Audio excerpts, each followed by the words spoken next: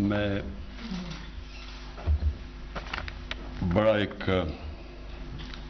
فخر سمجھتا ہوں کہ ہم آغاز کر رہے ہیں جس مہینے میں ہمارے نبی صلی اللہ علیہ وسلم ان کی برتھ ڈے بنانے کے لیے.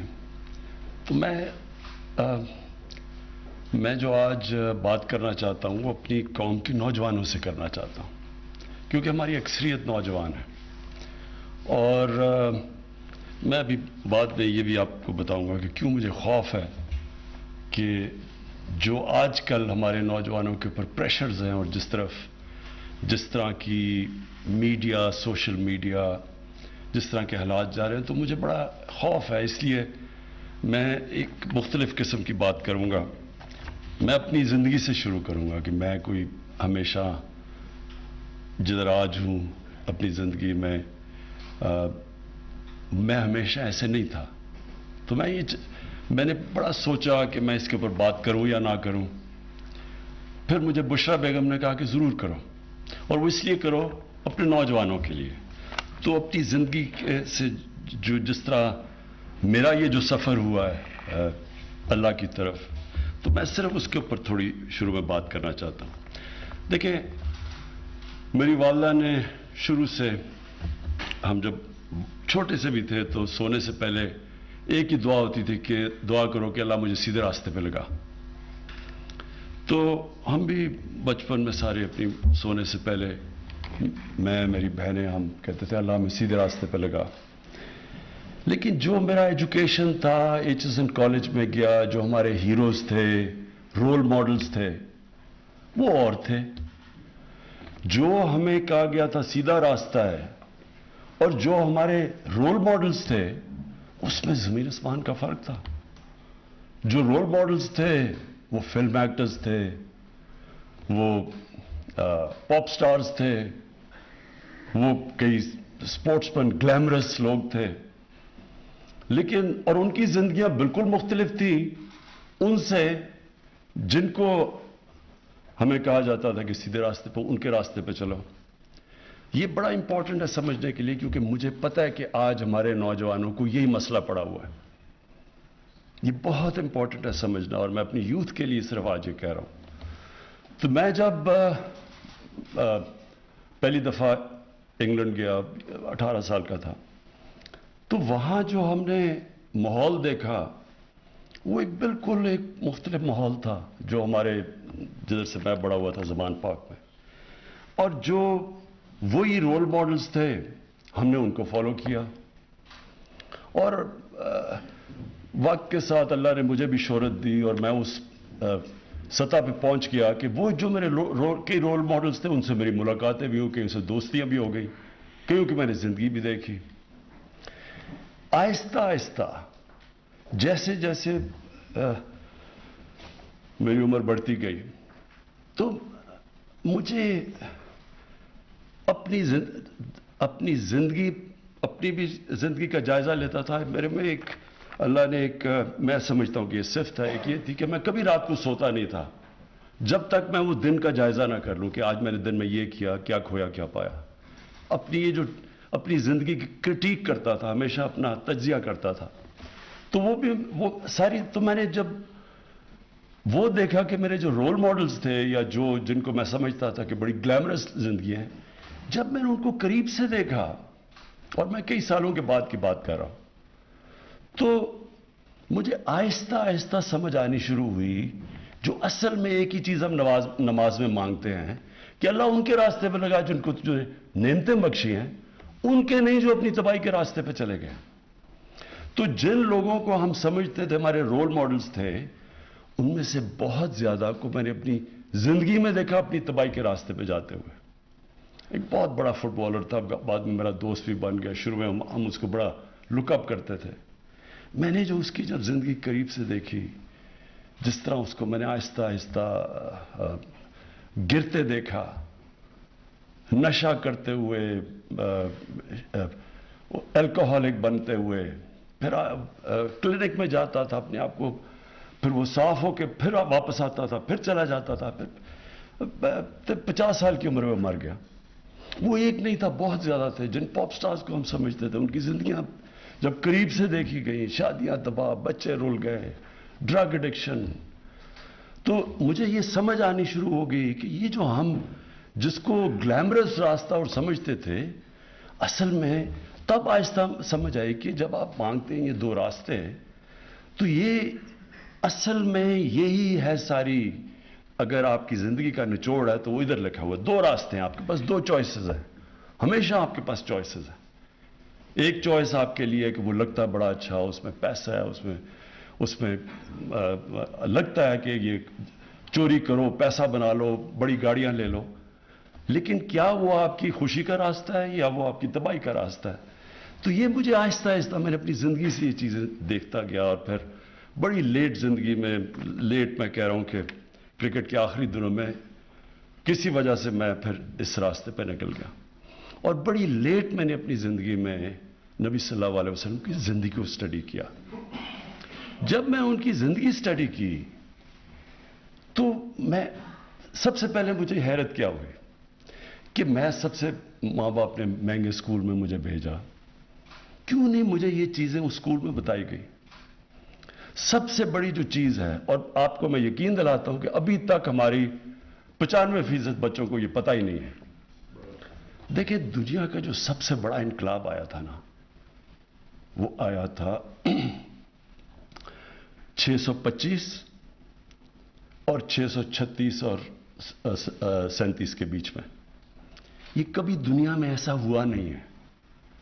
یہ اگر چیز یورپ میں ہوتی، مغرب میں ہوتی، تو اس کے اوپر پتہ نہیں کتنی کتابیں لکھی گئی ہوتی، فلمیں بنی ہوتی، کیا کیا ہوتا. میں آپ کو یقین دلاتا ہوں کہ مجھے اگر اتنی لیٹ زندگی میں پتہ چلا تو یہاں اکثریت کو نہیں پتا کہ وہ کیا ہوا تھا. وہ ایک بہت بڑا دنیا کی تاریخ کا فینومینا تھا جس کو آپ سمجھ ہی نہیں سکتے کہ 625 میں 313 لوگ ہوتے ہیں جنگ بدر میں، اور 636 میں اور 27 میں دو سپر پاور 11 اور 12 سال میں گھٹنے ٹیک دیتے ہیں ان کے سامنے. یہ کیا ہوا تھا؟ اس کے اوپر کوئی ریسرچ ہوئی، کوئی ہمیں بتایا گیا، کوئی ہمارے بچوں کو پتا ہے کہ پتا تو چلے یہ ہوا کیا تھا. اور یہ جو فینومینا ہے، یہ جب آپ اس کے پیچھے جائیں گے تو آپ کو صرف ایک چیز پتا چلے گی کہ نبی صلی اللہ علیہ وسلم وہ شخصیت تھے جو یہ انقلاب لے کے آئے. اور انہوں نے دو اصول تھے، ایک تو ان کی پرسنالٹی تھی اور دوسرا مدینہ کی ریاست تھی جو ان کی سنت تھی. تو تب مجھے سمجھ آئے کہ کیوں اللہ ہمیں حکم دیتا ہے کہ ان کی زندگی سے سیکھو. کیونکہ اگر آپ ان کی زندگی سے سیکھیں گے تو وہ آپ کی عظمت کا راستہ ہے. وہی دو راستے ہیں، ایک تباہی کا راستہ، ایک عظمت کا راستہ ہے. اصل میں جب آپ نماز پڑھتے ہیں تو آپ ان کا راستہ مانگ رہے ہوتے ہیں، کیونکہ وہ نعمتیں تو سب سے بڑی ان کو بخشی ہیں اللہ نے. وہ تو اللہ کے محبوب تھے، اللہ کے حبیب تھے. وہ ان کی اللہ ہمیں حکم کیوں کر رہا ہے کہ ان کے راستے پہ چلو؟ ہماری بہتری کے لیے. اللہ ہمیں اس لیے حکم کر رہا ہے کہ اگر آپ مدینہ کی ریاست کے اصولوں پہ اپنے ملک کو کھڑا کرو گے تو آپ کا ملک اٹھ جائے گا. آپ اگر ان کی کیریکٹر کو اپنانے کی کوشش کرو گے آپ اوپر چلے جائیں گے. صادق اور امین. آپ کسی گاؤں میں چلے جائیں، پتہ چلا لیں سارا گاؤں بتائے گا جی وہ بڑا وہ ہے صادق اور امین، سارا گاؤں اس کے پاس جائے گا مسئلے حل کروانے کے لیے، سارا گاؤں اس کی عزت کرے گا. پیسے سے کوئی تعلق نہیں ہوگا. لوگ عزت کرتے ہیں جو بھی ان کی جو کیریکٹر اس کو فالو کرے گا وہ ویسے اٹھتا جائے گا، ایماندار آدمی. تو یہ جو فینومینا ہوا تھا اس کی میں نے اپنی طرف سے آج میں صرف میں نے میں کوئی اسکالر نہیں ہوں.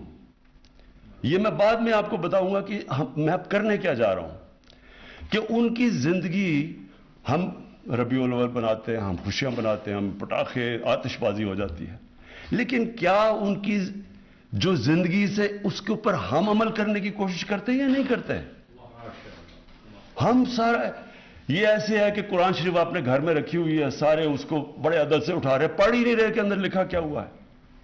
اسی طرح ان کی زندگی جب ہم ان کے لیے جان دینے کے لیے تیار ہو جاتے ہیں لیکن ان کے کیریکٹر سے تو سیکھیں. کیا ان کو ہم کیریکٹر کو اپنا رہے ہیں یا نہیں اپنا رہے؟ اللہ کا حکم ہے کہ ان کی سنت پہ چلو. تو میں نے جو دیکھا سب سے پہلے کیا چیز کہ یہ فینومینا کیا تھا. میں کوئی اسکالر نہیں ہوں. سب سے بڑی بات رحمت العالمین، سب انسانوں کے لیے رحمت لے کے آئے تھے. رحمت المسلمین نہیں تھے وہ. یہ بہت امپورٹنٹ ہے سمجھنے کی آپ کو بات. انہوں نے جو ساری جو ان کی وہ چیزیں کر رہے تھے انسانوں کے لیے کر رہے تھے. یہ مجھے بتائیں کہ آج کسی ماڈرن کوئی بڑے بڑی ڈیموکریسیز ہیں جی، بڑا وہاں رول آف لا ہے. کبھی آپ یہ تصور کر سکتے ہیں کہ خلیفہ وقت حضرت علی ایک یہودی شہری سے کیس ہار جاتے ہیں عدالت میں؟ خلیفہ وقت کیس ہار جاتا ہے. ان کا مقام دیکھیں حضرت علی کا کیا تھا. لیکن جج کہتا کہ نہیں، آپ کی بیٹی کی گواہی میں قبول نہیں کرتا. یہ انسانیت کا نظام تھا. سب انسان برابر تھے. یہودی کو بھی وہی انصاف مل رہا تھا ایک ملک کے سربراہ سے.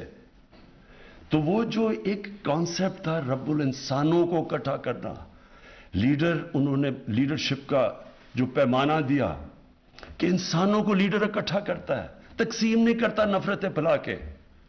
یہ نہیں کہتا کہ جناب ہندو سب سے عظیم قوم ہے باقی سارے نیچے ہیں.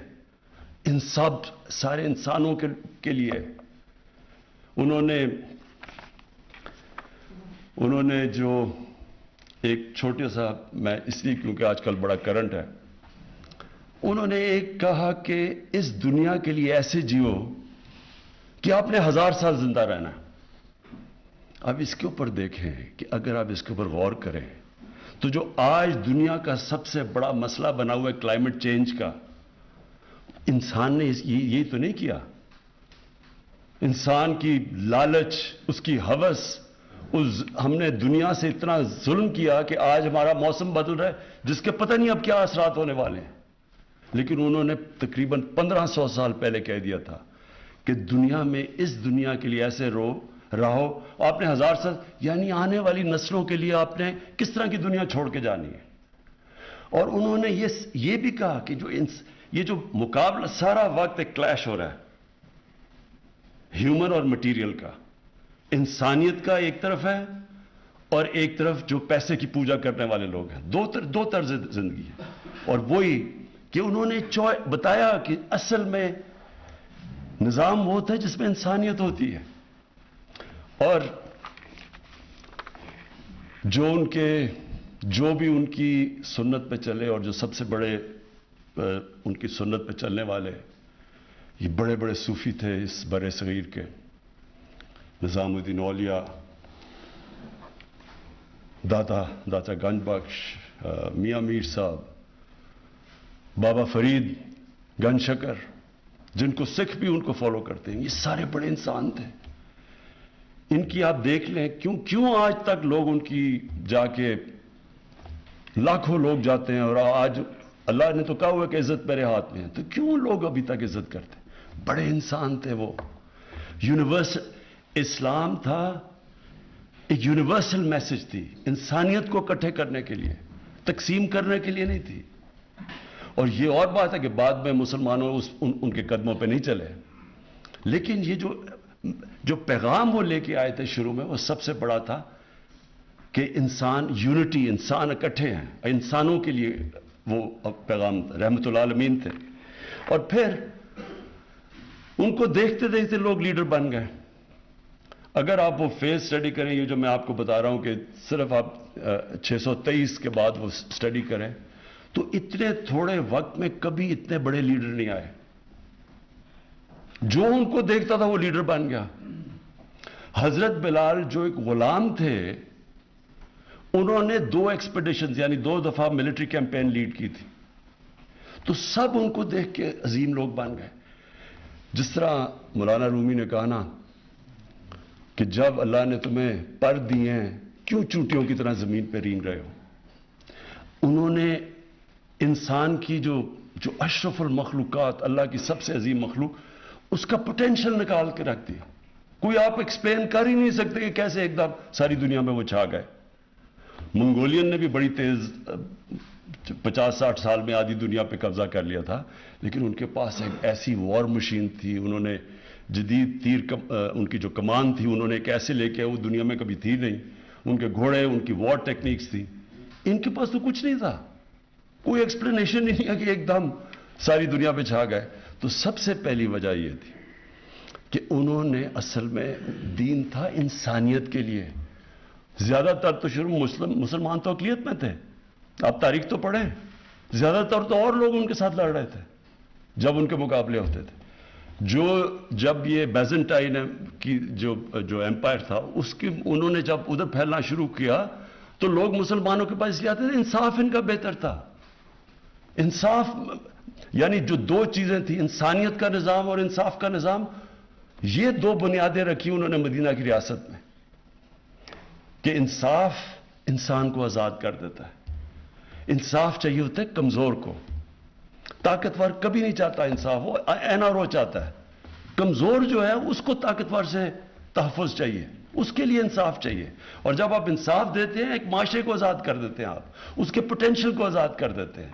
اس لیے دنیا میں سب سے خوشحال جتنے بھی ملک ہیں ان کے اندر رول آف لا ہے، قانون کی بالادستی ہے، وہ اوپر چلے جاتے ہیں. جب انہوں نے کہا کہ تمہارے سے پہلے قومیں تباہ ہوئیں کہ طاقتور کے لیے ایک قانون اور کمزور کے لیے دوسرا، مطلب لے کہ جن قوموں کے اندر قانون کی بالادستی نہیں ہوتی وہ اوپر نہیں جا سکتے. تو انہوں نے وہ سیٹ کیا، انسانیت، پہلی دنیا کی ویلفیئر سٹیٹ، پہلی دنیا کی سٹیٹ جدھر کمزور کی ذمہ داری لی ایک سٹیٹ نہیں، کبھی پہلے یہ نہیں تھا. اور تعلیم، کہ چائنا بھی جانا پڑے تو علم حاصل کرو. جب سے آپ پیدا ہوئے جب تک قبر میں نہیں جاتے تعلیم حاصل کرو، تعلیم کے پیچھے جاؤ. ایک لوگوں کے اندر تاثر ڈالا کہ کتنا ضروری ہے علم حاصل کرنا. جنگ بدر کے بعد انہوں نے کہا کہ پیسے بھی نہیں تھے، یعنی غریب تھے مسلمان تب، جنگی قیدی کو واپس کر کے پیسے لے سکتے تھے. انہوں نے کہا نہیں، جس کو پڑھا لکھا دے گا وہ آزاد ہے. ترجیح دی، تعلیم کو ترجیح دی پیسے کے اوپر. اور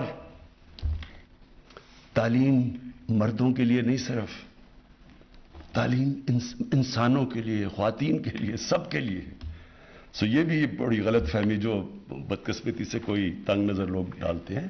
تعلیم سب کے لیے، اور تعلیم کی وجہ سے پھر مسلمان، جو ان کی ہدایت تھی اس کی وجہ سے مسلمان بڑھے. اور پھر آپ سارے ٹاپ سائنٹسٹ دیکھ لیں، جتنے بڑے بڑے نام تھے اگلے 500-600 سال تک، وہ ساروں کا بالکل ان کی زندگی اس کے اوپر بھی پورا تجزیہ قرآن کے اوپر بھی تھا، اور پھر وہ سائنٹسٹ بھی تھے. اس کے علاوہ جو ان کی جو اپنی پرسنالٹی تھی، میں صرف اس کے اندر 3 ٹریٹس، ایک تو صادق اور امین، اور ایک قرآن کی آیت ہے کہ جو لوگ ایمان لے آئے اللہ ان کے خوف دور کر دیتا ہے. انسان کو خوف سے آزاد کر دیا. یہ جو خوف ہے یہ انسان کو غلام رکھتا ہے کہ میرے رزق نہ چلی جائے، مجھے وہ کوئی طاقتور قتل نہ کر دے، مجھے ذلیل نہ کر دے. آزاد کر دیا انسانوں کو. تو یہ جو فنومنا ہے، میں یہ چاہتا ہوں، اور میں بعد میں کہوں گا کہ ہم نے کرنا کیا، یہ سارے ہمارے اسکولوں کے اندر بچوں کو سمجھنا چاہیے. آپ پڑھائیں، پتہ تو چلے، کیونکہ یہ تو تاریخ کا حصہ ہے. یہ تو آپ یہ دین کو بھی ہٹ کے، کیونکہ رول ماڈلز ہونے چاہیے بچوں کے لیے. میرے رول ماڈل یہ نہیں تھے، کیونکہ مجھے پتہ ہی نہیں تھا یہ. تو دوسری چیز، پاکستان. اب میں ذرا اپنے ملک پہ آ جاتا ہوں. میں نے 3 سال یہ حکومت میں کیا دیکھا. مجھے تو پہلے سے، جب ہم نے پارٹی بنائی 25 سال پہلے، تو میرے میں تو کوئی شک نہیں تھا کہ پاکستان ایک بڑی خواب کا نام تھا، ایک مثالی اسلامی فلاحی ریاست بننا تھا ہم نے. اور وہ مدینہ کی ریاست کے وہی تھی جو دنیا کی پہلی تھی. تو ہمارے جو فاؤنڈنگ فادرز تھے، آبجیکٹو ریزولوشن میں انہوں نے جو پاکستان کا مقصد تھا اس میں انہوں نے بڑا واضح کہا کہ یہ ہے ہمارا گول. تو میں پہلے دن سے اسی کا میرا یہ تھا کہ ہم نے ایک مثالی اسلامی فلاحی ریاست بننا. لیکن جو میرے یہ 3 سال گزرے ہیں، اس میں تو میں اب یہ جو انشاءاللہ یہ جو اس کے بعد میں جو آپ کے تجویزیں دوں گا، میں یہ سمجھتا ہوں کہ یہ ناگزیر ہے ہمارے ملک کے لیے. اگر ہم نے اپنے ملک کو اٹھانا ہے تو جب تک ہم ان کی سنت کے اوپر چلیں گے نہیں، یہ ملک نہیں اٹھ سکتا. میرا اب یہ ایمان ہے، کیونکہ ہمارے اندر کئی ایسی چیزیں آ گئی ہیں جو یہ روک رہی ہیں ملک کو آگے جانے سے. اور میں خاص طور پر 2 چیزوں کی ابھی بات کروں گا. سب سے پہلے جی، میں جس طرح جب پہلی دفعہ گیا برطانیہ، 18 سال کا تھا، تو جو مجھے چیز سامنے کیا نظر آئی، ان کی جو اخلاقیات تھی، جو ان کے مورل سٹینڈرڈز تھے، وہ ہمارے سے بہت اوپر تھے. وہاں سچائی کے اوپر بڑا زور تھا. ادھر کی جو ان کے جو لیڈرشپ تھی، اس کے اوپر جو اخلاقیات کا معیار تھا، وہ عام لوگوں سے بھی زیادہ اوپر تھا. آپ جھوٹ بولتے ہوئے پکڑے جائیں، ریزائن کرنا پڑتا ہے. وہاں ایک پرائم منسٹر نے ریزائن کیا، جھوٹ بولتے ہوئے پکڑا گیا. ان کی جو پارلیمنٹ کے اندر جس طرح کے ان کے لوگ تھے، ان کی سٹینڈرڈ، جو ان کی اخلاقیات تھی، وہ عام شہریوں سے انہوں نے زیادہ اوپر رکھی ہوئی تھی. اور ان کی عدالتوں میں یہ تھا کہ جب ہٹلر نے حملہ کیا برطانیہ کے اوپر اور تباہی ہو رہی تھی وہاں، تو لوگ ڈر کے گئے کہ جی ہم، ونسٹن چرچل ان کا پرائم منسٹر، اس نے کہا ہم بچ جائیں گے. تو چرچل نے آگے سے کہا کہ آگے جواب بجائے دینے کے ہم بچیں، اس نے کیا ہماری عدالتیں انصاف دے رہی ہیں؟ انہوں نے کہا ہاں جی دے رہی ہیں. کہتا کوئی ہمیں تباہ نہیں کر سکتا. یعنی وہاں کا جو انصاف کا نظام، اور میں نے پھر اپنا جو ہمارا تھا، زمین آسمان کا فرق تھا. ادھر کبھی آپ الیکشن کے اندر، آپ کا الیکشن ہوتا ہے، کبھی میں نے نہیں سنا کہ فراڈ ہوا جی، وہ ہارا، وہ کہے جی الیکشن کے اندر دھاندلی ہوئی. وہاں بھی الیکشن ہوتے ہیں، وہاں جو جیتا ہے. تو جو ان کی مورل سٹینڈرڈز تھیں، وہ ہمارے سے بہت اوپر تھی. ان کا جو انسانیت کا نظام تھا، وہ ویلفیئر سٹیٹ تھی، فلاحی ریاست تھی، ہمارے نہیں تھی. انصاف بھی بہتر، انسانیت بھی زیادہ. تو جب ایک مسلمان، بہت بڑا ایک عالم تھا محمد عبدو، کوئی 100 سال پہلے جب وہ پہلی دفعہ گیا یورپ، تو اس نے یہی کہا، اس نے کہا کہ یہاں مجھے یورپ میں مسلمان تو نہیں نظر آئے، لیکن بڑا اسلام نظر آیا. اور مصر جب واپس گیا کہتا یہاں مسلمان تو بہت ہے، اسلام نہیں ہے. میں نے بھی یہی دیکھا کہ وہاں کا جو چیزیں ہمیں کہا جاتا تھا، جو ہمیں بتائی جاتی تھی، وہ تو بالکل وہاں پاکستان میں نہیں، ہمیں وہاں نظر آئی ہیں. تو ایک جو مورل، کوئی بھی معاشرہ یہ ذہن میں ڈال لیں، جس کے اندر اخلاقیات جس کی گر جائے، وہ معاشرہ اوپر نہیں اٹھ سکتا. آپ جو مرضی کر لیں، دنیا کی تاریخ اٹھا لیں، یہ جو ہوتی ہے رائز اینڈ فال، یہ دنیا کے جو بڑے بڑے امپائر، ان کا عروج ہوتا ہے، پھر وہ نیچے گرتے ہیں. آپ ان کی تجزیہ کر لیں کہ جب وہ نیچے گرتے ہیں، پہلے ان کی اخلاقیات ختم ہوتی ہے اور پھر ان کی معاشی طور پہ تباہی آتی ہے. دیکھیں، جس معاشرے کے اندر جب تک لوگوں کو، اب کرپشن ہے، کرپشن کا مطلب کیا ہے؟ عوام کا پیسہ چوری کرنا، اقتدار میں آ کے پیسہ چوری کرنا. جب تک معاشرے کو اس چیز کے اوپر ایک غصہ نہیں آئے گا، جب معاشرہ ہی نہیں اس کے اوپر آبجیکٹ کرے گا، تو یہ رکے گا کیسے؟ انگلینڈ کے اندر اگر کسی کے اوپر ایک دفعہ الزام لگ جائے کہ اس نے پبلک کا پیسہ چوری کیا، کسی پبلک فورم کے اندر وہ آ کے دکھا دے، کہیں پارلیمنٹ میں جا کے تقریر کر کے دکھا دے، جب تک وہ اپنے آپ کو کلیئر نہیں کرتا. ہمارا ایک چلا گیا تھا سیاستدار، وہ ہارٹ ٹاک کے اوپر، اور اس نے جو اس کے ساتھ کیا ہے، وہ اس لیے کیا کہ وہ وہاں وہ ٹالریٹ نہیں کرتے. ان کا وہ ایک معاشرہ کرپشن کو فائٹ کرتا ہے. سنگاپور کے اندر جب لی کوان یو نے ایک ان کی کرپشن کے کیمپین کی اور ان کی اخلاقیات اٹھائی، تو جب ایک منسٹر کرپشن میں پکڑا گیا، اس نے خودکشی کر لی. مطلب یہ اس نے کہا میری زندگی اب ختم ہے، معاشرے میں کوئی مجھے بلائے گا ہی نہیں. تو ایک حکومت کیا کر سکتی ہے؟ کتنی کرپشن سے لڑ سکتی ہے؟ کتنے کیسز ہو سکتے ہیں؟ وہ تو چلتے جاتے ہیں. لیکن معاشرہ لڑتا ہے کیونکہ معاشرے کا پیسہ چوری ہوتا ہے. آپ صرف اب یہ دیکھ لیں, یہ ایک فیکٹ آئی پینل ہے, فیکٹ آئی پینل جو سیکرٹری جنرل ہے یونائٹڈ نیشنز کا, اس نے ایک پینل بنائی. انہوں نے ساری ملکوں کا تجزیہ کیا کہ یہ جو غریب ملک ہیں ان کے سب سے بڑے مسئلے کیا ہیں. اس میں کیا چیز سامنے آئی, اس نے دیکھا کہ جتنے بھی غریب ملک ہیں ان کی اصل وجہ غربت کی یہ ہے کہ ان کے جو صاحب اقتدار ہیں وہ ملک کا پیسہ چوری کر کر کے باہر لے کے جا رہے ہیں, مغربی کیپٹلز میں لے کے جا رہے ہیں, آف شور اکاؤنٹس میں لے کے جا رہے ہیں. وہ بھی لنڈن میں بڑے بڑے انہوں نے گھر لیے ہوئے ہیں, ملک کا پیسہ چوری کر کے باہر لے کے جا رہے ہیں. سب سے بڑی وجہ ایک غریب غربت کی یہ ہے کہ اس کے ملک کا جب پیسہ چوری ہو کے باہر جاتا ہے تو وہ جب تک ایک معاشرہ نہیں لڑتا. اب آپ یہ ایک آدمی پیسہ چوری کر کے بھاگ کے لنڈن بیٹھا ہے, وہ تقریریں کر رہا ہے اور اس کے لوگ ان کے اوپر پھول پھینک رہے ہیں, تو پھر چوری میں کیا بری چیز ہے؟ جب اب معاشرہ ہی نہیں اس سے لڑے گا تو گورنمنٹ کتنے کرپٹ لوگ پکڑ سکتی ہے؟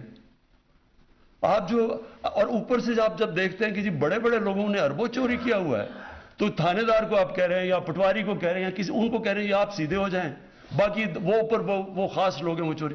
ایسے بھی کبھی معاشرہ آگے نہیں بڑھ سکتا. کوئی بھی دنیا میں مجھے معاشرہ بتا دے جس کے اندر کرپشن ہو اور وہ ترقی کر گیا ہو. یہ چائنا آپ کے سامنے ہے.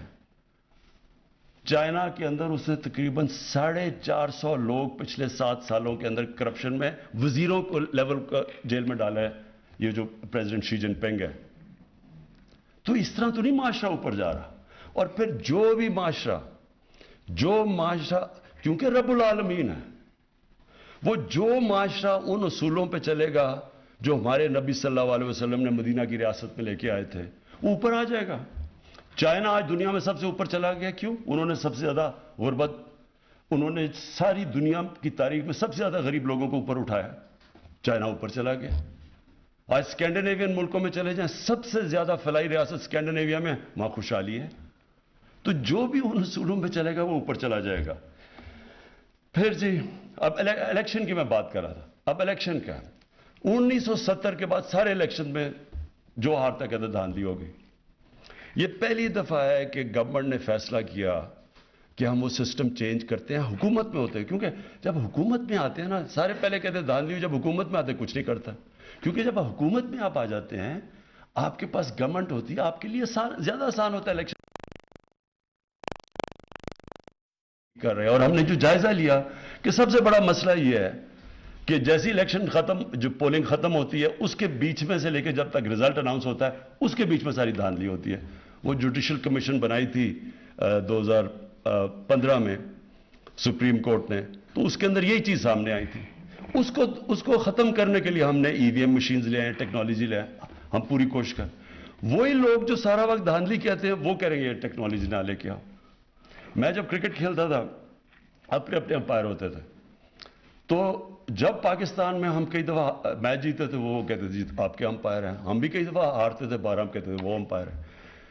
دنیا کی کرکٹ کی 200 سالہ تاریخ میں پہلا ملک تھا پاکستان جو ہم نے کہا, اور دنیا کی سب سے طاقتور ٹیم کے خلاف ہم نے پاکستان میں نیوٹرل امپائر لیا باہر سے. ہم نے کہا ٹھیک ہے ہم باہر سے امپائر لے کے آتے ہیں, اور آج ساری دنیا میں نیوٹرل امپائر, اور اب سب جو ہارتا ہے وہ مان جاتا ہے.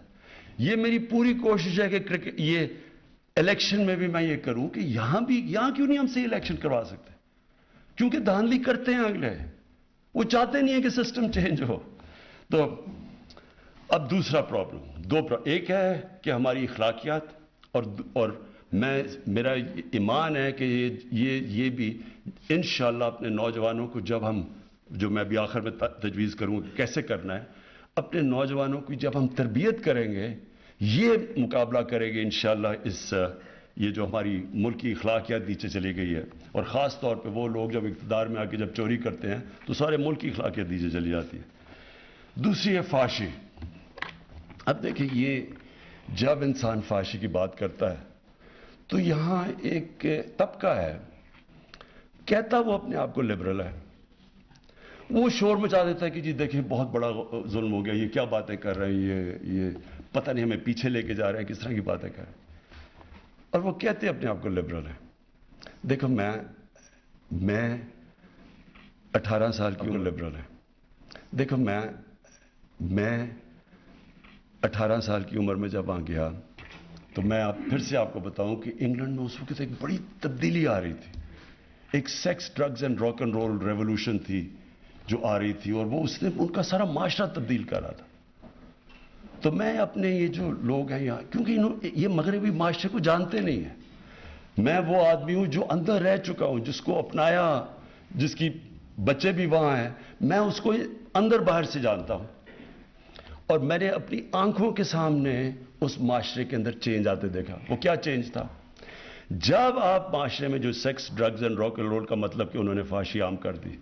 پہلے فلمز ہوتی تھی اڈلٹ اونلی, وہ آہستہ آہستہ ان فلموں کے اندر وہ چیزیں آنی شروع ہو گئیں جو پہلے نہیں آتی تھی. جیسے جیسے اس میں وہ جو انگلینڈ کا جیسے سوسائٹی پرمیسو ہوتی گئی, فحاشی بڑھتی گئی, اس کا ڈائریکٹ امپیکٹ پڑا ان کے فیملی سسٹم کے اوپر, خاندانی نظام کے اوپر ڈائریکٹ. جب کوئی وجہ ہے نا, میں یہ چاہتا ہوں کہ ہمارے ملک میں ریسرچ کیوں نہیں ہوئی ابھی تک, کیوں نہیں ہمارے اسکالرز نے بیٹھ کے دیکھا کہ کیوں یہ پردے کا کانسیپٹ ہے کیا.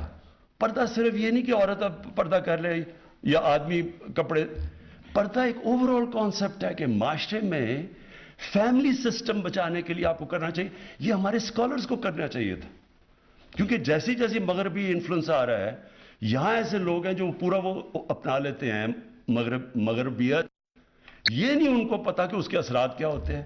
ہمارے یہاں اسکالرشپ ہونی چاہیے تھی جو بتائے کہ اس کے اثرات کیا ہے. ڈائریکٹ امپیکٹ ہماری آنکھوں کے سامنے 14 شادیوں میں صرف ایک طلاق ہوتی تھی جب میں گیا 1971 پہ, اور دیکھتے دیکھتے آج 70% شادیاں ہوتی ہیں طلاقوں کے اندر. اور کیونکہ میں نے دیکھا ہوا ہے کہ طلاق کی کیا بربادی آتی ہے بچوں کے اوپر. میرے بچے, ہماری جو طلاق ہوئی, میں نے خود دیکھا کہ کتنا اس سے بڑا عذاب کچھ نہیں ہوتا. میرا یہ ایمان ہے کہ جو بچوں کے اوپر گزرتی ہے طلاق میں, یہ ایک معاشرے کے لیے سب سے تکلیف دہ چیز ہے, کیونکہ بچوں کو ماں باپ چاہیے.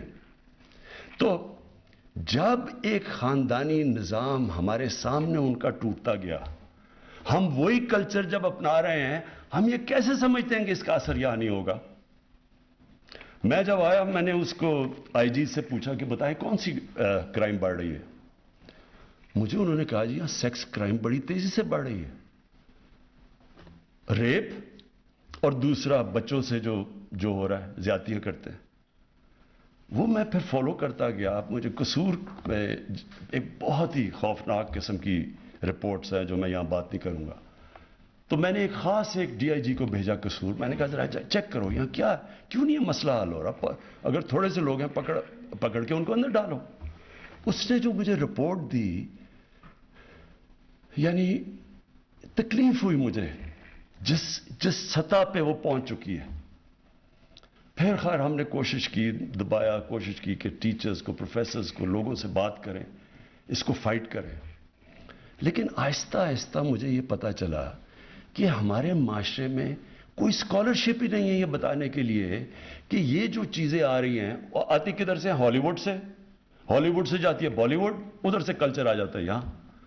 کبھی کسی نے یہ پوچھا کہ ہالی ووڈ کے اندر اس کلچر کی وجہ سے خاندانی نظام پہ کیا فرق پڑا ہے؟ ایک شادی کی اوسط ایوریج لائف سپین ہے 2.5 سال. 2.5 سال چلتی ہے وہاں شادی. جب آپ وہ ایک اپنا لیتے ہیں, آپ ایک لائف سٹائل اپنا لیتے ہیں, تو اس کے کانسیکوینسز ہیں. اور ہمیں چاہیے کہ ہمارے یہاں اسکالرز بیٹھے ہوں جو بتائیں تو صحیح دنیا کو, بتائیں ہندوستان میں کیا افیکٹ ہو رہا ہے. ہمارے سامنے ہندوستان میں فلمیں بدلی ہیں, پہلے کیا ہوتی تھی کرتی اب یا کیا پہنچ, کسی نے بتایا کہ ہندوستان میں اس کا کیا افیکٹ ہو رہا ہے. تو جب تک ہم اپنے یوتھ کو بتائیں گے نہیں کہ یہ دو طرز زندگی ہے, آپ کی چوائس ہے, لیکن ہم بتائیں تو صحیح کہ اس کا یہ اثرات ہوں گے آپ کے معاشرے کے اوپر. تو میں تب سے مجھے یہ خوف آنا شروع ہوا کہ ہم یہ کیسے سیکس کرائم کو فائٹ کریں. میں نے جب ان سے پوچھا, میں نے کہا جی سیکس کرائم بتائیں کہ کتنے لوگ آپ پکڑتے؟ جب پکڑے دیکھیں تو بہت کم ہے. اس نے کہا, آئی جی نے کہا, جی لوگ شرم سے نہ عورتیں بتاتی ہیں نہ بچوں, خاندان بتانا چاہتے ہیں کہ جی ہوگا کیا ہے. ایک بڑا ریپ کیس ہوا, میں خود فالو کر رہا تھا اس کو. میں نے آئی جی سے پوچھا کیوں یہ آدمی یہ نکل کیوں گیا؟ کہتا جی وہ جو خاتون ہے وہ کہتی ہے میں نے نہیں اس کے رپورٹ درج کروانی. اس کو اتنی شرم ہے, وہ دبانا چاہتی ہے. تو گورنمنٹ کیا کرے پھر؟ آپ ایکشن ہی نہیں لے سکتے ان کے اگینسٹ. تو کرپشن, اس سے بھی معاشرہ لڑتا ہے, قانون سے نہیں آپ لڑ سکتے. اور یہ جو سیکس کرائم پھیلتی جا رہی ہے, یہ معاشرہ اس کا مقابلہ کرتا ہے. اس میں سارے معاشرے کو فیصلہ کرنا پڑتا ہے.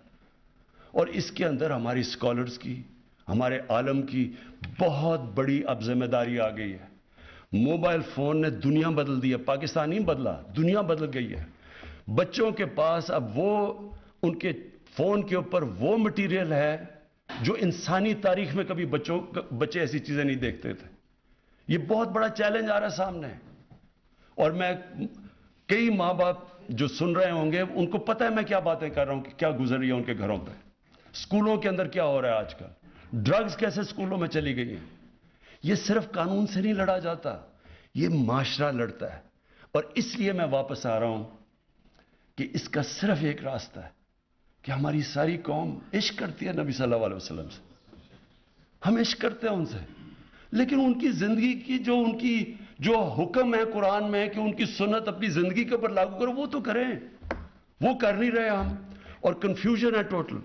ڈرامے جی ٹی وی کے اوپر میں آیا, میں نے لوگوں کو سمجھایا, میں نے کہا یہ تم ڈرامے, وہ سارا انڈیا, وہ بالی ووڈ سے ہالی ووڈ سے بالی ووڈ اور بالی ووڈ سے ادھر. میں کہا آپ کو نہیں پتا کہ اس کا کیا اثر ہو رہا ہے معاشرے پہ؟ کہتا جی دیکھتا ہی کوئی نہیں ہے. اگر ہم یہ نہیں کریں گے تو لوگ. میں نے پھر جا کے پریزیڈنٹ اردوغان سے اس کا وہ جو ارتو گرل ڈرامہ لے کے آیا یہاں, اس لیے لے کے آیا ان کو بتانے کے لیے کہ اس میں فحاشی نہیں ہے, وہ سب سے زیادہ دیکھا جاتا ہے. اور اس نے کیوں, پریزیڈنٹ اردوغان نے مجھے بتایا, اس نے کیوں وہاں ترکی میں شروع کیا, یہ پریزیڈنٹ اردوغان نے زور لگا کے یہ سارا کیا تھا, یہ بھی اور بھی ڈرامے. اس لیے کیا کہ وہاں تو اس سے بھی زیادہ برا حال ہے. وہاں بالکل ڈیوائیڈڈ ہے, ایک طرف مغربی تہذیب کے لوگ ہیں, دوسری طرف وہ دینی. تو وہاں تو اس نے کہا کہ یار ہمارے بچوں کو تو اپنی تاریخ کا ہی نہیں پتا. تو میڈیا کی بھی بہت بڑی ذمہ داری ہے. یہ جو میں پھر سے جب کہتا ہوں کہ جب ہم یہ لڑیں گے, یہ جو سیکس کرائمز ہیں, یہ جو اپنے معاشرے کو خاندانی نظام بچانا ہے, یہ ہمیں واپس جانا پڑے گا. ہمارے اسکالرز کو بتانا پڑے گا. میں اسکالر نہیں ہوں, لیکن اسکالرز کو بیٹھ کے اس کے اوپر کام کرنا پڑے گا. یہ معاشرے کے سامنے بہت بڑا چیلنج آ رہا ہے اور اس کے بہت برے اثرات ہیں. آج ہی آپ دیکھ لیں پاکستان میں کہ ڈیورس ریٹ کدھر سے کدھر چلی گئی. اچھا جی, اس کے علاوہ دو اور جو میں اناؤنس کرنے سے پہلے, ہمارا کلچر مختلف ہے. جو کلچر بچوں کے سامنے آ رہا ہے, کارٹونز کے, ایک کارٹون بڑا انفلوئنس کر رہے ہیں بچوں کو, اس کارٹون کے اندر کلچر بالکل مختلف ہے. بچوں کے اندر کنفیوژن ہے. تو ہمیں میڈیا سے اپنے بچوں کو اپنی تہذیب کے مطابق, کیونکہ وہاں سے انڈوکٹرینیشن شروع ہو جاتی ہے, بچوں کو بتانا چاہیے کہ دوسرا طرز زندگی بھی ہے. آپ میڈیا کو روک نہیں سکتے, آپ ٹیکنالوجی کو نہیں روک سکتے, آپ سوشل میڈیا کو نہیں روک سکتے, لیکن آپ ایک دوسرا بچوں کو چوائس تو دے سکتے ہیں کہ ایک اپنے نبی صلی اللہ علیہ وسلم کی جو راستہ ہے اس کو صحیح معنی میں بچوں کی زبان میں آپ وہ تو بتا سکتے ہیں. تو اس کے لیے اچھا, پھر ایک اور چیز, ہمارے دین کے اندر بڑا خاص رتبہ ہے والدین کا, ماں کا بہت بڑا رتبہ ہے. مجھے جب میں نے چیک کیا کہ ہو کیا رہا ہے, بچے بڑے ہو کے اپنے ماں باپ کو گھر سے نکال دیتے ہیں. ہمیں قانون بنانا پڑا کہ بچے ماں باپ کو گھر سے نہیں نکال سکتے. تو یہ جب آپ جتنی دور چلے جائیں گے اپنی بیسک سے, جس کی وجہ سے یہ ملک بنا تھا, بڑا عظیم خواب تھا, تو یہی حرکتیں ہوں گی کہ آپ کو یہی نہیں پتا کہ ماں کا رتبہ کیا ہے.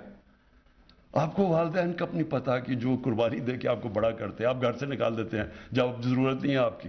یہ تو جانوروں کا معاشرہ ہے. اور اس میں پھر اس کے علاوہ جس طرح ہم اپنے گھر میں نوکروں کو رکھتے ہیں, میں یہ بھی پھر سیرت نبی پڑھیں. انہوں نے کہا تھا کہ غلام، ان دنوں میں تو غلام ہوتے تھے، غلام کو وہی اسی طرح رکھو جس طرح آپ اپنے خاندان کے لوگوں کو رکھتے ہو.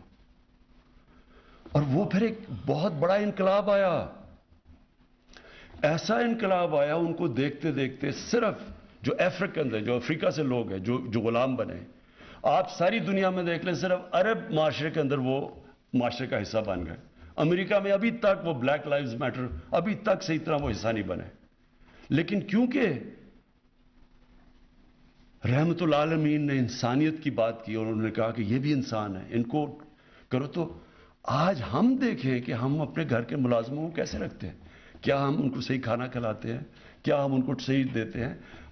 مغرب میں ذرا دیکھ لیں، ان کے پاس رائٹس ہیں سارے ملازموں کے پاس. کیا ہم کرتے ہیں؟ اور وہ آپ کو اتنا فخر ہونا چاہیے کہ ساری دنیا کی سویلائزیشن میں سے واحد مسلمانوں کا سویلائزیشن تھا جدھر غلام بادشاہ بن گئے. مملوک غلام تھے، یہاں ہندوستان میں سلیو ڈائنسٹی تھی، غلام بادشاہ بن گئے کیونکہ ایک ان کو انسان بنا کے رکھا. یہ نہیں ہے ہمارے معاشرے کے اندر، بدقسمتی سے یہ نہیں ہے. تو میں اب آخر میں جو کرنا کیا چاہتا ہوں، میں نے یہ فیصلہ کیا کہ یہ اس طرح تو ہم فنکشنز کرتے رہیں گے، فنکشنز ختم ہو جائیں گی، ہم تھوڑی دیر کے بعد سیلیبریٹ کر کے پھر اپنی زندگی میں چلے جائیں گے. لیکن میں یہ سمجھتا ہوں کہ ہمیں پاکستان کو اب ایک رخ اپنا بدلنا پڑے گا، وہی اسی پہ جانا پڑے گا جس مقصد کے لیے پاکستان بنا تھا. علامہ اقبال، میں ان کا پڑھ رہا تھا، انہوں نے کہا کہ مسلمان معاشرہ جب بھی اٹھتا ہے تو ہمیشہ وہ واپس مدینہ کی ریاست کے اصولوں پہ جا کے اٹھتا ہے، جب گرتا ہے ان سے جب دور چلا جاتا ہے. تو میں نے فیصلہ کیا کہ ہم اب ایک رحمت العالمین اتھارٹی بنانے لگا ہوں. میں اس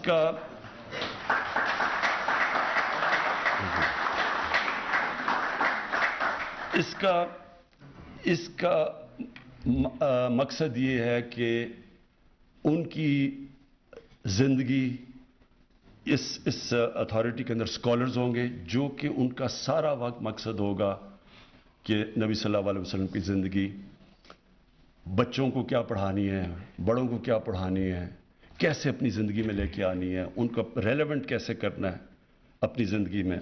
تو اس کے لیے پہلے تو میں ایک چیئرمین، اچھا اس کا تو پیٹرن میں خود بنوں گا، لیکن چیئرمین ہم جس کی بڑی تفسیر کے اوپر جس نے کتابیں لکھی ہوئی ہیں، جس کا کمانڈ ہے، جو کہ ایک اسکالر ہے، اس کو ہم اس کا چیئرمین ابھی ہم ڈھونڈنا شروع کر دیا ہم نے، اس کیلیبر کا آدمی.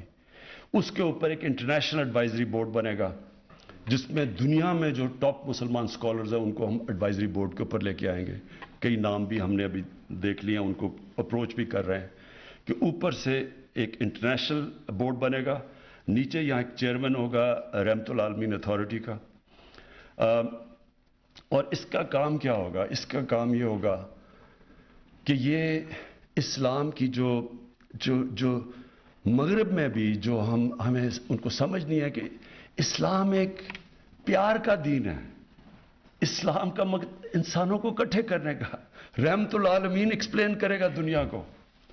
تو یہ اتھارٹی میں بھی ہم ان کو اس اسٹیج پہ بٹھائیں گے کہ دنیا کو ایکسپلین کر سکیں کہ اسلام کیا ہے. بجائے یہ ہوتا ہے کہ وہاں کچھ ہو جاتا ہے، یہاں کے پتھراؤ شروع ہو جاتا ہے، یہاں شور مچ جاتا ہے، لوگ کہتے ہیں جی دیکھیں یہ کس طرح کے لوگ ہیں، ہم جواب بھی نہیں دے سکتے اور ان کی زبان میں بھی نہیں جواب دے سکتے کہ جو وہ سمجھیں کہ زبان کیا ہے.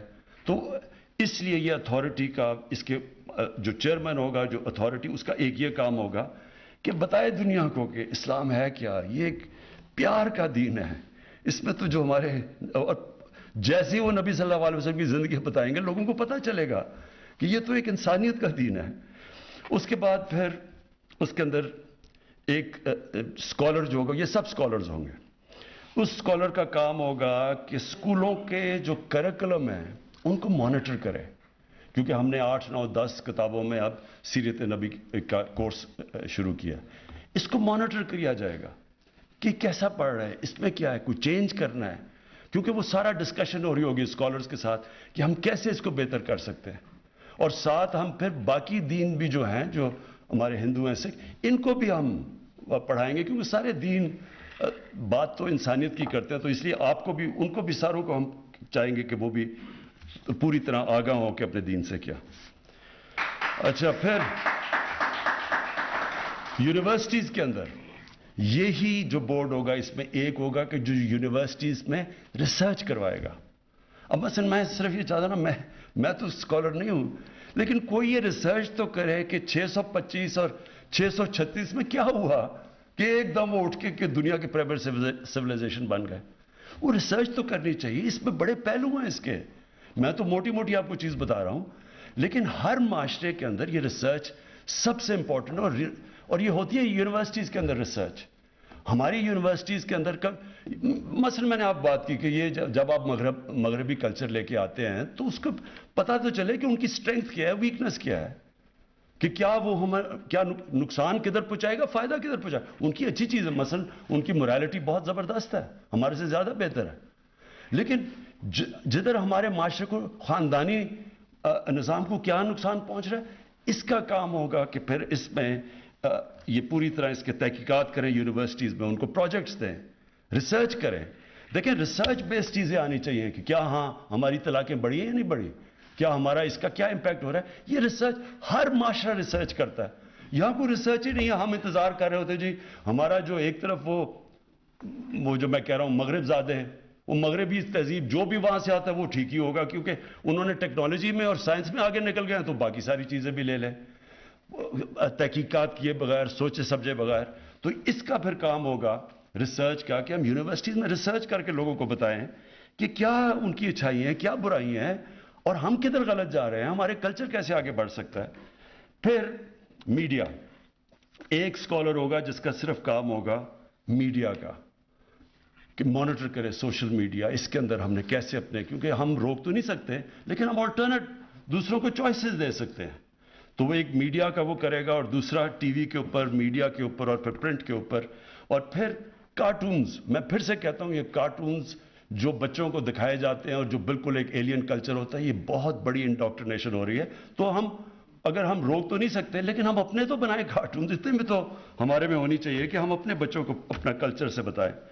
اور پھر ایک اسپیشل پروجیکٹس کا ایک ہوگا اسکالر۔ اب میں کیا یہ کہہ رہا ہوں، عرس ہوتے ہیں ہمارے، لاکھوں لوگ آئے ہوئے ہوتے ہیں، وہ بھی دھمال بھی ہوتی ہے وہاں، اور سب کچھ ہوتا ہے، اور چرس بھی پی لیتے ہیں، لیکن یہی نہیں پتا کہ وہ جس کے لیے وہ کر رہے ہیں وہ کیا، اس کی کیا صفتیں تھیں، وہ کیوں اتنا بڑا عظیم انسان تھا۔ تو سارے آ کے شور کر کے چلے جاتے ہیں، کسی کو یہ نہیں پتا ہوتا کہ میاں میر نے کیا کیا، اور وہ جو بابا فرید کیوں گرو نانک بابا فرید کے مرید تھے، کیا وجہ تھی، ان کی کیا ٹیچنگز تھیں۔ تو یہ اسپیشل، پھر ہمارے ربیع الاول پہ، اس سے میں اب آگے جانا چاہتا ہوں، میں چاہتا ہوں کہ ہم دھوم دھام سے بنائیں، یہ بڑا خوشی کے دن ہے ہمارے، اور پوری طرح انشاءاللہ یہ ہم نے سب سے زیادہ سیلیبریٹ کرنا ہے ربیع الاول۔ لیکن اس کے اندر پھر پوری ایک انٹلیکچوئل ڈیبیٹس چلے۔ آپ کو پتہ ہے مسلمان جب عروج میں تھا، مجھے تو تکلیف ہوتی ہے کہ تو اپنی تاریخ پڑھ کے، کہ 800 کے اندر 9th سینچری میں مسلمانوں میں ڈیبیٹس کیا چل رہی تھی، رائٹس آف چائلڈ، کہ بچے کے کیا حقوق ہونے چاہیے، یعنی وہاں پہنچے ہوئے تھے۔ اور آج ہم دیکھیں کہ ہمارا کوئی اپنی ریسرچ ہی نہیں ہے کہ ہمارے بچوں کے اوپر یا کیا امپیکٹ پڑ رہا ہے۔ تو میں چاہتا ہوں کہ اب جو جب ہم سیلیبریٹ کریں تو اس میں انٹلیکچوئل سامنے آئیں، بتائیں کہ جناب ہم کیوں یہ سیرت نبی پہ چلنا چاہتے ہیں۔ تو اس لیے یہ بھی میں نے اسپیشل پروجیکٹس کے لیے ایک ہوگا جو سارا جائزہ لے گا، جتنے ہمارے ریلیجس، جتنے بھی ہم مذہب محرم ہیں، اس میں بھی بتائیں تو صحیح کہ وہ حضرت امام حسین کی قربانی کیا تھی، کیوں اصول زندگی سے زیادہ بہتر ہو سکتا ہے۔ یعنی میں چاہتا ہوں کہ اس کے اوپر اب اور لیول کے اوپر ہم لے کے جائیں اپنے ساری جتنے بھی ہماری دینی فنکشنز ہیں۔ ہر دین کی فنکشن کے پیچھے ایک فلسفہ ہوتا ہے۔ میں آپ کو پردے کے پیچھے ایک فلسفہ ہے، کسی نے بتایا کہ کیا وجہ ہے، کسی نے کسی کو ایکسپلین کیا ہے۔ تو انشاءاللہ یہ ہماری ریسرچ کرے گی اور اسپیشل پروجیکٹس. آخر میں جی میں یہ چاہتا ہوں کہ ہمارا جو یوتھ ہے وہ اس کو وہ نہ اسے ہو جو میرے سے ہوئی جب میں پہلی دفعہ برطانیہ گیا. مجھے کوئی سمجھ نہیں تھی, میری کوئی گراؤنڈنگ نہیں تھی اپنے, مجھے اپنی نبی صلی اللہ علیہ وسلم کی زندگی کا کوئی صحیح معنی میں علم نہیں تھا. ہمارے لیے ہمارے انگلش میڈیم ایجوکیشن نے بیسکلی ہمارے اندر تاثر یہ ڈال دیا کہ ہم سب پیچھے ہیں, ہمارا دین آؤٹ ڈیٹڈ ہے, ہمارا کلچر پیچھے ہے, اور جو بھی ہے تو وہ مغرب ہے. اور یہ بدقسمتی سے ابھی بھی ہمارے بچوں میں جس طرح کا سوشل میڈیا پہ کانٹینٹ آ رہا ہے, فلمیں آتی ہیں, سب کچھ آتا ہے. تو دیکھیں دین میں تو کوئی زبردستی نہیں ہے, قرآن کی تو آیت ہے, اللہ کا تو حکم ہے کہ دین میں زبردستی نہیں ہے. وہ کیوں نہیں ہے کہ پیغمبروں کے بھی بچے, ان کے اپنے بیٹے, حضرت نوح علیہ السلام کا اپنا بیٹا نہیں سیدھے راستے پہ لگا, تو ہم کس کو زبردستی سیدھے راستے پہ لگا سکتے ہیں؟ حضرت لوط علیہ السلام کی بیوی نہیں سیدھے راستے پہ لگی, تو ہم کون ہیں؟ تو دین میں زبردستی تو نہیں ہے, لیکن کم از کم ہمارے بچوں کو چوائس تو پتہ چل جائے گا. اگر یہ راستے پہ چلو گے تو یہ اس کے مسئلے ہیں, اور اگر اس راستے پہ چلو گے تو یہ ہے کہ یہ جو آپ قرآن میں آپ کہتے ہیں کہ اللہ مجھے ان کے راستے پہ لگا, نعمتیں جن کو بخشی وہ نعمتوں کا راستہ یہ ہے, جو تباہی کا راستہ ہے وہ یہ ہے. پتہ تو چلے بچوں کو, چوائسز تو اپنے بچوں کے سامنے رکھیں. ابھی تک تو میں آپ کو یقین دلاتا ہوں کہ یہ میرے کئی ماں باپ اگر دیکھ رہے ہوں گے ان کو پتہ ہے کہ وہ بچے, وہ جب ماں باپ کہتے ہوں گے نا کہ جی یہ تم یہ پڑھو, نماز پڑھو, وہ کہتے ہیں یہ پتہ نہیں کون سی باتیں کر رہی ہیں. میری والدہ جس کے میں بہت پیار کرتا تھا وہ مجھے سارا وقت کہتی رہتی تھی, میں سمجھتا تھا ان کو کیا پتا, دنیا تو یہ آگے نکل گئی ہے, یہ تو پرانی باتیں کر رہی ہیں. میں تو یہ اندر سے ان کے سامنے والد صاحب کے ساتھ جمعے کی نماز میں بھی چلا جاتا تھا, یہ نہیں پتا کہ نماز میں پڑھ کے رہا ہوں, کہ مانگ رہا ہوں سیدھا راستہ اور لگا ہوں دوسرے راستے پہ. اس لیے میں چاہتا ہوں کہ ہمارے بچوں کو یہ نہ ہو. میں چاہتا ہوں کہ جو ہمارا یوتھ ہے, جو ہماری فیوچر ہے, میں چاہتا ہوں کہ میری نوجوانوں کو سب کو پتا ہو کہ ہم ہیں کیا, یہ کیوں ملک بنا تھا, جو دنیا کا تاریخ کا سب سے عظیم لیڈر نہ کبھی آیا ہے نہ کبھی آ سکتا ہے, جس کو اللہ کہہ رہا ہے اپنا رول ماڈل بناؤ. تو آپ اس کو رول ماڈل تب بنائیں گے آپ کو پتا تو چلے کہ رول ماڈل کی صفتیں کیا تھی. آپ جب تک ان کو یہی نہیں بتائیں گے کہ وہ کیسے اٹھا کے انہوں نے ٹوٹے پھوٹے عربوں کو دنیا کی امامت کروا دی, تو لوگوں پتا تو چلے لوگوں کو کہ وہ کیا صفتیں تھی. ہماری یونیورسٹیز میں, سکولز میں کبھی بھی جب تک ہم ان کو صحیح معنی میں اپنے نبی صلی اللہ علیہ وسلم سے عشق کرانے, ہم عشق کرتے ہیں نا, لیکن ان کی جب تک ہم بتائیں گے نہیں, لیڈر ہی نہیں بن سکتے, کیونکہ ان سے بڑا لیڈر آیا ہی نہیں. وہ کیسا لیڈر تھا جس کو دیکھ کے سارے لیڈر بن گئے. ایک کتاب ہے دی عرب کانکویسٹ, انگریز نے لکھی ہوئی ہے. وہ اس کتاب کے اندر بتاتے ہیں کہ جو جنرل بنتا تھا وہ جا کے وہ کام کر دیتا تھا, یعنی کوئی سوچ ہی نہیں سکتا تھا, کسی کا نام بھی نہیں ہوتا تھا جا کے بڑا. یہ سوچ لیں کہ دنیا کی تاریخ کا خالد بن ولید شاید ہی دنیا کی تاریخ میں اتنا بڑا کوئی جنرل آیا ہو, وہ کبھی جنگ ہی نہیں ہارے تھے. حضرت عمر ان کو کہتے تھے کہ نہیں تم چھوڑو, کسی اور کو میں کمانڈ دینے لگا ہوں. تو یہ اتنے زیادہ عظیم لوگ کیسے بن گئے؟ اس کے اوپر تو ریسرچ کریں, بتائیں تو صحیح کہ وہ کیا صفتیں تھی, ہمارے نبی کی کیا صفتیں تھی کہ انہوں نے ساروں کو لیڈر بنا دیا. تو ہمیں تو سب سے بڑا مسئلہ ہے پاکستان میں لیڈرشپ کرائسس ہے, ہمیں تو لیڈر ہی نہیں یہاں ملتے. اب جو پاکستان سے ہوا ہے یہ لیڈرشپ کی وجہ سے یہاں پہنچے ہیں. تو ان کی جب ہم بچوں کو, نوجوانوں کو, ان کو آگے سے جب, اور یہ تو ہم دھوم دھام سے مچائیں گے, اور میں اپنے سارے ایم این ایز کو, سارے منسٹرز کو کہہ رہا ہوں کہ اس ہفتے میں آپ نے پوری طرح شرکت کرنی ہے, حصہ لینا ہے, ایک ایسا ربیع الاول بنانا ہے جو کبھی پاکستان کی تاریخ میں نہیں بنا. یہ تو لیکن آگے ہم نے اس کو اس سے بھی اوپر لے کے جانا ہے. اور آگے میں یہ چاہوں گا سب سے زیادہ کہ اسکولوں کے اندر رٹانی بچوں کا, بچے کی دفعہ رٹ لیتے ہیں, باقاعدہ بچوں سے پتہ چلیں کہ کیا وہ سمجھ گئے ہیں کہ یہ کیا تھا عظمت کا راستہ. تو انشاءاللہ اس کو ہم اب ایک پوری یہ جو رب العالمین اتھارٹی ہے اس کو اب پورا اسٹیبلش کریں گے. اس میں اسکالرز ہوں گے, دنیا کے باہر بھی ہم بتائیں گے کہ آگے سے کبھی کوئی یہ جس طرح گستاخی کرتے ہیں ان کی شان میں, اس کے اوپر ایک بڑا زبردست انٹلیکچول قسم کا جواب جائے گا, بجائے اس کے کہ ہم اپنا توڑ پھوڑ کر کے اور نقصان کریں. اور اندر اپنے اسکولوں کا ہم مانیٹر کریں گے. جو چیئرمین ہوگا اس کمیٹی کا, اس کا کام ہوگا کہ اوور آل سارے علماء پاکستان میں ان سے سب سے رابطے کریں. بڑے بڑے ہمارے علماء بیٹھے ہوئے ہیں, کوشش کریں کہ ہم ساری کئی جوائنٹ ہم اکٹھے مل کے اسٹیٹمنٹس دیں, بجائے کوئی سی کی 1.5 انٹ کی مسجد ادھر ہے, کوئی مشترکہ ایک پلان کریں, لیکن اسکالرز مل کے بیٹھ کے کریں. کوشش کریں کہ اب اپنے ملک کو واقعی ادھر لے کے جائے جو کہ 74 سال پہلے یہ ملک جب جس ویژن کے نام پہ بنا تھا. بہت بہت شکریہ.